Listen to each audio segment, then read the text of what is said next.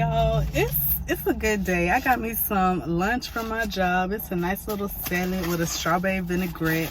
I just had a good meeting with my two bosses, and they feeding me 2 chicken tenders, burger sliders. It's a good day. I got the sunroof open, the drop top, and we untouchable, uncrushable. We untouchable, uncrushable.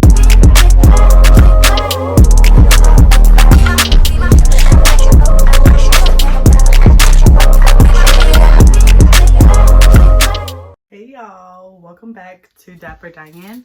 If this is your first time here, my name is Dorothy. Welcome to my channel where we do a little bit of everything. So today what we're gonna do is get into a natural makeup look because North Carolina is actually getting warm now. So just something nice, simple beat, a no makeup look.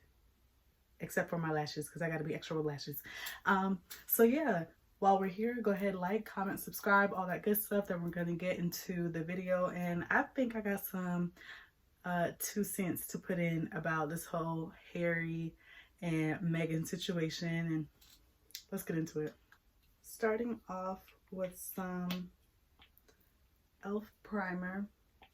This one is tone adjusting primer, which is something I need great deal of help with.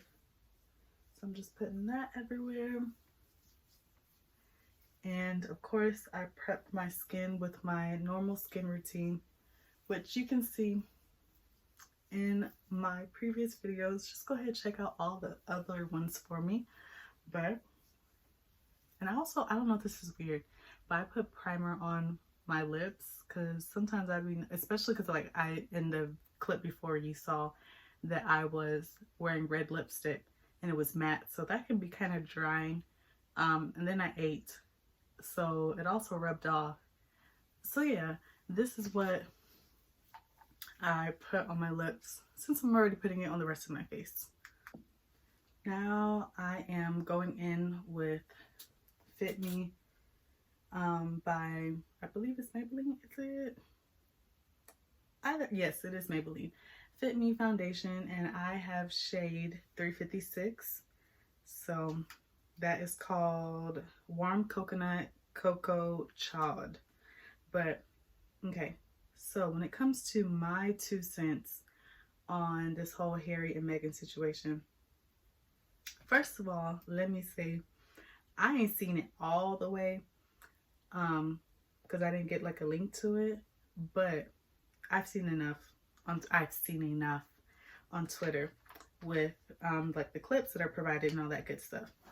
And I think it's funny how, one, I'm seeing conversations from people that are in the UK or that are from Britain, and this one girl was talking about how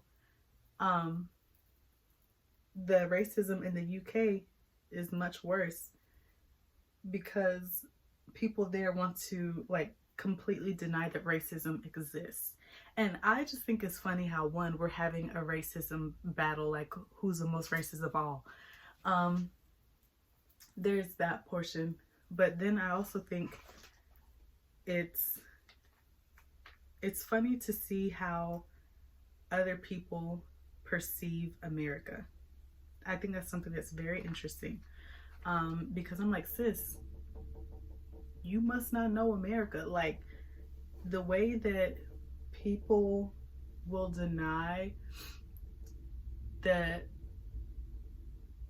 that racism exists in America, and the way that people will act as if we are in a post-racial society occurs just as much here in the US. And she was also saying how, like, specifically within the UK or in Britain, that people will be more offended by being called racist than the racism itself. And I'm just like, babe, that happens here too. So I thought that was interesting to see, because it's always interesting to see how people perceive other countries and how the people that are actually there perceive the country that they live in. I also think it's funny because I think just all throughout 2016 to 2020 and Donald's presidency, it was just really interesting to see how much people thought that, how we were bamboozled, how much people thought that we were past racism, and how it just was racism on steroids and all that good stuff. But I just thought that was interesting, to say the least. Now I am going to set my eyes with this Airspun loose face powder. And I've been seeing people, like, I feel like a couple years back, I would see people talk down on this setting powder. And I just think that, one, it is a cheap setting powder. It's not like a Laura Mercier type deal. But my honest opinion when it comes to setting powders is that while yes, you'll have your name brands and you'll have your exquisite ones, no matter what setting powder you use, you can always get flashback if you are using the powder incorrectly. So I just make sure to put it in the creases and like pat that in there so that as I'm wearing my makeup throughout the day, it's not, because I don't know why, but I hate like when my eyelids crease, or like you have makeup on top of them so then the makeup creases. I don't like that. So I just take the setting powder and I like straighten my eye out and I dab it in there. So that's all that is. Nothing too crazy. Now I'm gonna go in with my e.l.f. concealer. This is 83 for Tan Walnut. So yeah, I'm gonna go in with that. And I'm also gonna go in with 855 shade Deep Cinnamon. But now when it comes to specifically Harry and Meghan, another Twitter discussion that I saw going on was, one, for us as Black people, is it worth it marrying into a white family, but like specifically, obviously in this case, a white family that is very racist? And I would say, like, for me, I don't think it is. Obviously, and like, this is no shade to Meghan, to each their own. This isn't even specifically about Meghan. This is just my take on my life. First of all, being 100% transparent, I haven't dated anyone outside of Black men. There's that part. And when it comes to who I see myself marrying, I'm pretty sure I'm going to marry a Black man. So I think that when it comes to my decision on that, it's because at the end of the day, like, I want to have the Black experience in my marriage. Like, I want to comfortably be my 100% Black self with my partner, you know? And I'm not gonna get that with anyone else. And I feel like it's a matter of, yes, Black people are greater than their struggles, and they are greater than the trials and tribulations that they face. But at the end of the day, like, I want someone to understand my Blackness. Like, I don't want to have to translate my Blackness to anyone, especially like my long-term life partner that I go home to every day. I don't want to have to do that. So, and like, Black is so beautiful, y'all. I want Black kids. Now, when it comes to dating outside of my race, why haven't I dated anyone that wasn't Black? I think for me, it's been, honestly, there was a point in life where like I did like, or like pursue other people outside of black people, but I don't think they like black folks, you know. I think they like black girls. So it never really panned out. But like now, being older and being more conscious of how inherently anti-black a lot of non-black people are, I'm just like, bro, I don't want to sit here and be like worrying and like deep down or subconsciously worrying, does this person even like black people? Like, are y'all really down for black people, or is it because we're hip, you know?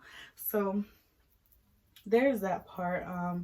But even in the case, like specifically, if I were in Meghan's shoes and my husband himself is great, or my partner himself is great, but his family is like the royal family, I can't do that. I'm not going to subject myself to that, because why suffer? Why suffer? I'm going in with Color Perfect Foundation Stick by Black Radiance. Yes, Black Radiance. This is shade 6825 Espresso. But yeah, I am not down for suffering, y'all. Like, we are only on this earth for a little bit. And while I'm here, I intend to enjoy my life. And like specifically when it comes to marriage, your partner, your husband's family, each family, all of the families that are coming together, like they can literally impact your marriage. Even though like y'all are the only two in the marriage, that's your everyday family from now on, you know? And that is very crooked, but you get the point. But yeah, like that's your everyday family from now on. So to have to like constantly deal with that, to have to put my children through that, I don't think I could. I don't think that I would. One, for myself, because like I said, I don't think there's any point in suffering. There's no point in suffering at all. So, and I know that marriage is, well, I personally don't know, but from what I've heard, marriage is not easy. So why add extra stressors to it? I don't think I'm going to do that to myself. Now I'm going back in with my setting powder, and I am setting under my eyes. And the way that I was taught to avoid flashback from under your eyes, or from anywhere on your face, is that before you bake, you have to put on a very, very, very thin layer of setting powder. And you have to press, once again, like I was doing with my eyelids, you have to like press it into your skin. So that is what we're doing right now. But after that, I'm gonna get into my lashes. And these lashes I got from Amazon. I saw, it was some TikToker that I saw, and she was talking about how she got her lashes from Amazon. I'm just like, wait a minute, and they be wholesale. I got these ones.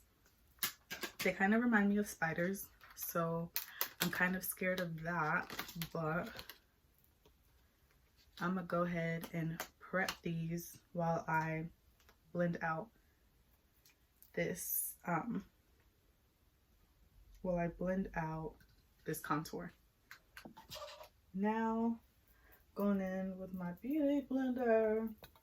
But the next thing that I wanted to get off of my chest is this Piers Morgan individual and his role in everything that has been going on as well. Now, I didn't really know who he was until I saw his segment on, what was it, Good Morning, no, not America, but Good Morning Britain. And I was just like, yo, you're a disgusting person. Like, you ever just met a nasty person?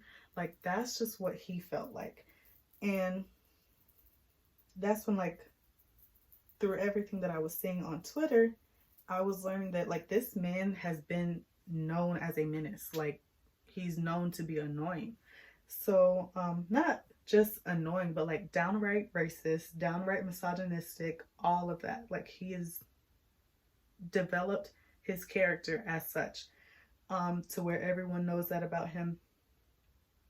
And I was reading that supposedly something about how Meghan had one interaction with him, and after that interaction, she decided to cut him off, or like distance herself from him.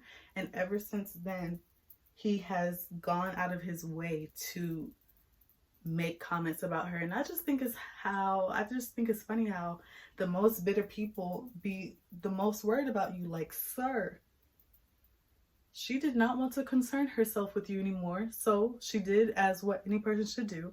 She distanced herself. That's what adults do, you know. You just, there should be no drama behind it. It's just like, okay, you're not for me, so I'm going to distance myself from this. And here you go with your bummy self, bringing her up, tearing her down every chance that you get, unprovoked. And this woman hasn't mentioned you once. Ew. Bum behavior. Bum behavior. So I just think it's funny how, I think it's funny how specifically white men, I noticed that they save their aggression for Black women specifically. And I just think that's funny because, well, like when it comes to women, these white men, they won't get buck with another white woman. They won't get buck with another Asian woman. They won't get buck with a non-Black Latina. Let me clarify. They won't get buck with them. But for some reason, they grow the biggest balls when it comes to Black women. What is that about? I think a part of it is that, like how racism works, they have masculinized Black women, and that is why they specifically savor at the opportunity to be aggressive towards us. So I don't know, man. I was just looking at the whole situation, and I thought it was funny how one of his co-workers called him out while they were on air, and they were like, my man's X, Y, and Z. And that's when he wanted to, like, the man wasn't even done speaking, and he got up and was like, nope, I'm not doing this. I'm not doing this. So you mean to tell me you want to dish out all of this hot trash, but when someone wants to read you, now you can't take it? And on top of that, I think another part of it is how unprofessional white people are allowed to be in workspaces or in professional spaces. Because honestly, I haven't even seen the full extent of the things that this man has said concerning Meghan or concerning women in general. But the fact that all of these things are from him saying these things at work, on his job, like, sir, what? Sir, huh? If any other person, or dare I say it, if any Black person were talking or were to behave the way that he behaves at his job, they wouldn't have a job. They'd be unemployed, because then they're unprofessional. Then they're creating a hostile work environment. And it's just like, how has this man kept his job for so long in the first place? He shouldn't have. So yeah, that's just my whole take on him. And just how I've noticed there is a specific level of aggression that is just saved for Black women and Black women exclusively. I was gonna throw on some blush, but I don't know how to relax with blush. So, like I said, we're doing a no makeup look. So this is what it's gonna be today. I'm going in with the All Nighter spray by Urban Decay, and I've learned to set my face multiple times. So this is just round 1 of 3, 5. I don't know. Now that I have my favorite hat on, I'm trying to call my wigs hats. I'm just putting on some brown liner.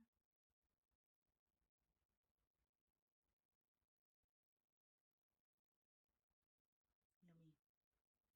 And then I'm going in with some NYX Butter Gloss.